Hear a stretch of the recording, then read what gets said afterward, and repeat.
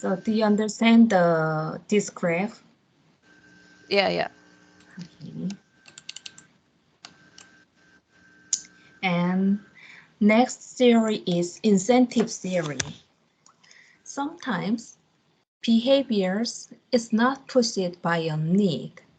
It is pulled by a desire. Incentives and stimuli that we are drawn to due to learning. We learn to associate some stimuli with rewards and others with punishment. And we are motivated to seek the rewards. For example, you may learn that studying with friends is fun, but does not produce the desired result around test time. So you are motivated to study alone to get the reward of a good test score. And next theory is Maslow's hierarchy of needs. Have you heard of this terminology? Yeah. Yeah, this is Very good. very famous one. So maybe you've not learn already. Yeah. Psychologist Abraham Maslow pointed out that not all needs are created equal. He described a hierarchy of needs that predicts which needs we will be motivated to satisfy first. Maslow predicted that we will act to satisfy biological needs like survival and safety. And then we will act to satisfy our emotional needs like love and self-esteem. Finally, once the previous goals have been met, we all want to attain our life goals, like satisfaction and self-actualization.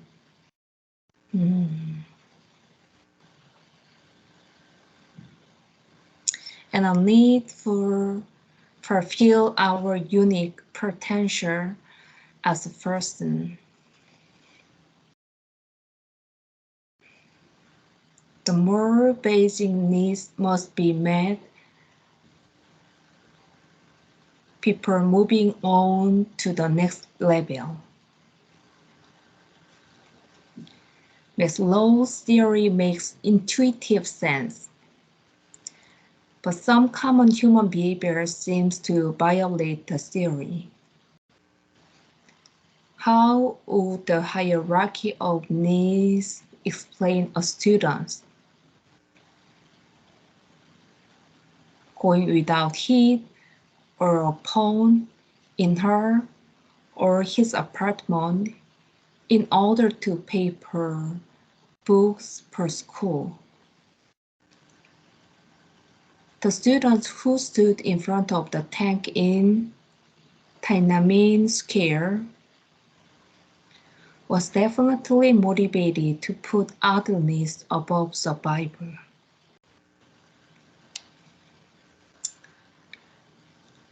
And hunger motivation. Some human behaviors appears to be deceptively simple. Why do we become hungry? Our bodies need food. However, we know the relationship is not that simple. Some people eat even when their body has enough food.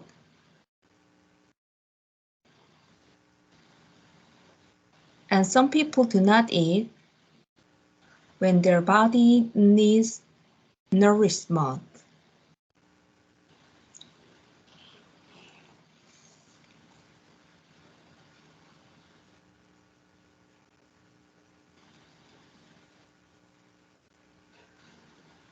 Even a seemingly simple motivation, such as hunger, involves several biological, psychological, and social factors.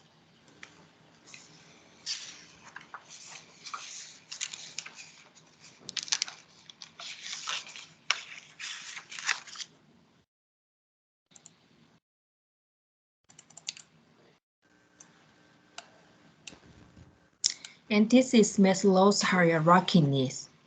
So on the base one, here, the basic, the last one, physiological needs to satisfy drives for hunger, thirst, and sex. So if he fulfill and we want to have safety needs, we need safety, like feeling safe, secure, and out of danger. If this one and then this one fulfill, and then we need belongings and love needs. We ask this one. So we want to be accepted and belonging from like one specific group or something like family. That's why we want to get married. So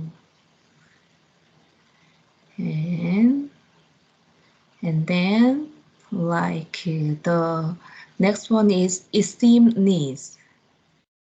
We want to achieve and to gain approval or recognition.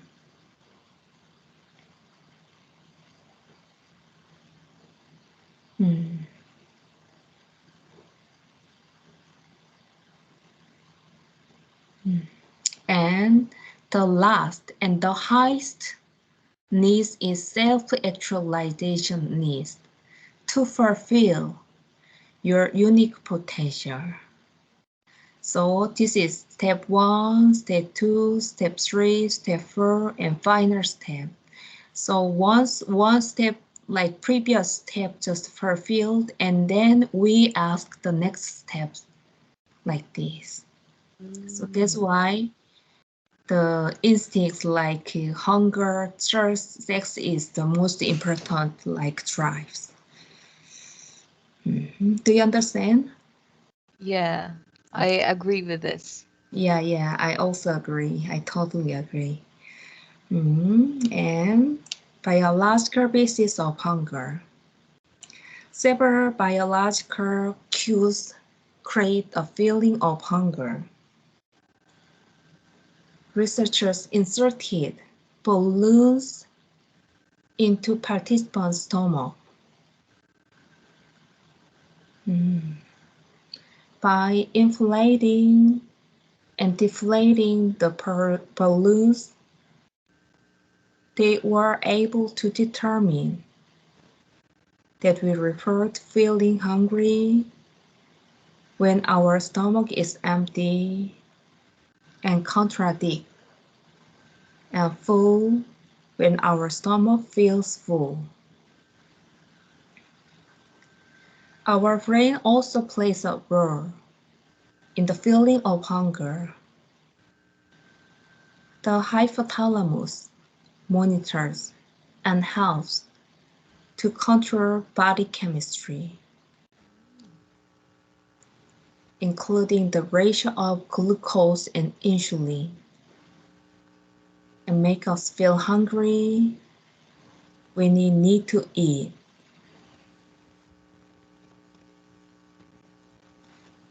Electric stimulation of animals' brain indicates that different parts of the hypothalamus act in opposition to controlling hunger. The lesser hypothalamus hunger center, when stimulated, causes the animal to eat. Destruction of this area destroys hunger. and the animal will starve to death unless forced to eat. Another part of the hypothalamus, the ventral medial hypothalamus, satiety center, causes the animal to stop eating when it is stimulated. If this area is destroyed, the animal will eat and gain more and more weight unless it is deprived of food. If the hypothalamus functions normally, these two areas oppose each other and signal impulses to eat and stop eating at appropriate times. Set point theory describes how the hypothalamus might decide what impulse to send. This theory states that the hypothalamus wants to maintain a certain optimum body weight.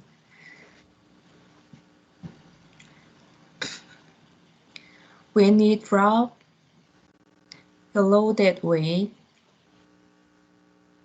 the hypothalamus tells us we should eat and lowers our metabolic rate. How quickly our body uses energy.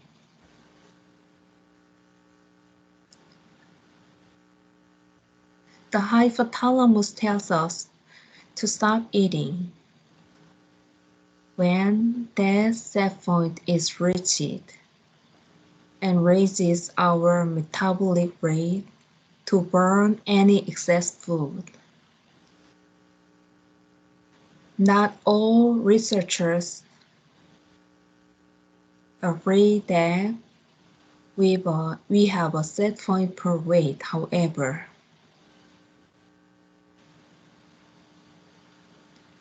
They might point to psychological factors.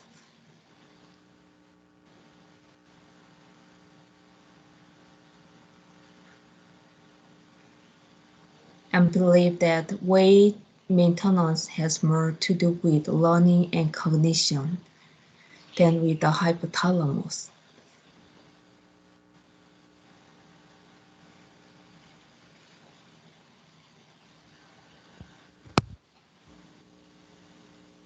In addition, the brain monitors the level of insulin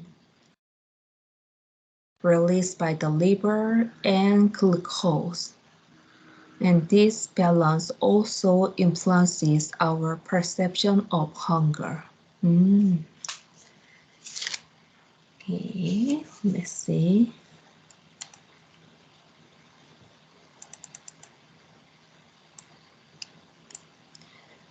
Oh, see. Let me see. It is unclear.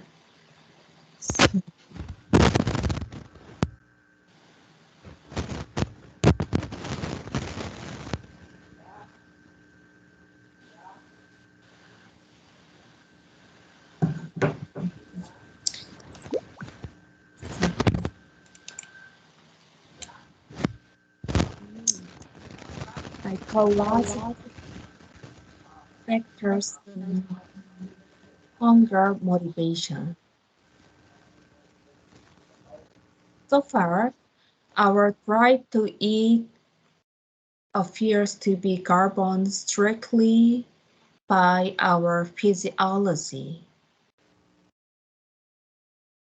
However, some of the reasons we get hungry have little to do with our brain and body chemistry. For example, research indicates that some of us are more motivated to eat by external food cues, such as attractiveness or availability of food. Others, internals, are less affected by the presence or presentation of food and respond more often to internal hunger cues. Everyone responds to both types of cues, but to greater or lesser extent. These and other factors in eating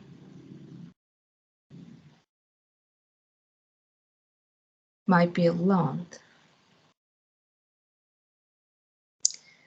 The Garcia effect in particular can be drastically affect what foods makes us hungry. You can probably think of a particular food that brings back unpleasant memories of being sick. If you eat hot dogs and then happen to get nauseous, hot dog will probably be unappetizing to you even if you know the hot dog did not cause your sickness.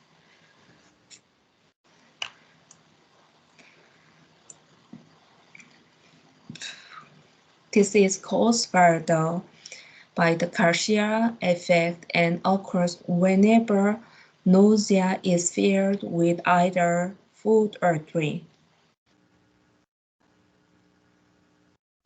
Culture and background affects our food preference. The food we are raised with are most likely the food we find most appetizing, although new preferences are required. Where I live in Nebraska, we eat a traditional Czechoslovakian sandwich called the lunza, which is spiced beef and cabbage inside a bread pocket. Some of my friends who now live in our parts of the country have craving for lunza, but I'm willing to bet it sounds quite unappetizing to some of you reading this. We usually prepare food our family, reason, and culture prepare because those are the food we learn to like. Mm. Mhm. So, so far, so we did we've learned about some motivation, and tomorrow we will continue eating disorders. Okay, Yeah. okay. Time is up, so let's call it a day. Okay. I will So, see you tomorrow. That is it same time? what about 7 p.m. tomorrow? 7 p.m. Okay, that would be okay. Okay, see you tomorrow. Thank you so much and have a good night. Bye bye. See you. Goodbye. See you.